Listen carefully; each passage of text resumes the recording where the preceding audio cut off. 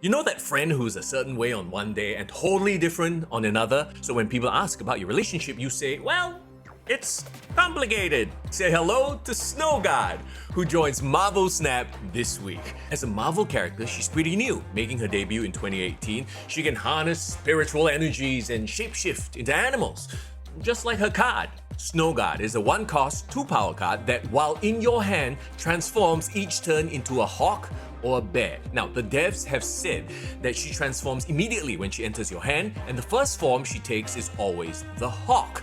However, if she's brought into play via a card or a location effect, like a Maria Hill or an X Mansion, then she'll be her base version.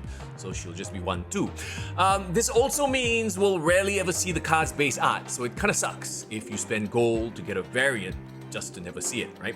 Okay, on to our animal forms. Same power values for both, but her bear ability now reads, on reveal, trigger the effect of this location. So hey, you want more squirrels? Drop this card. It's important to note though that if the location effect has a turn condition, it won't reproc the location because the turn number condition isn't met. Now her hawk ability reads, on reveal, ignore all location abilities next turn. This is pretty cool because, for example, you drop this on turn 3, guess what? The Bifrost doesn't work by the end of turn 4.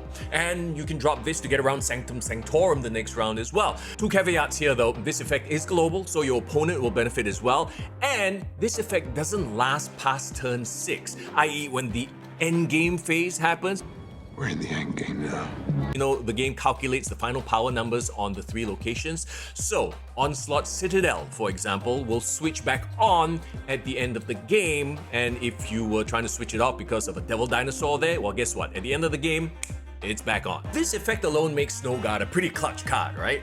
But because she transforms every single turn when she's in your hand, when you draw her will determine when you get to use either ability. Not only are you dependent on location RNG, you're also dependent on draw RNG when using her. And to me, this makes this card very hard to build around and rely on. Certainly not one I'd spend 6,000 collector's tokens on, or a lot of energy on, to be honest. You know what this card reminds me of, actually?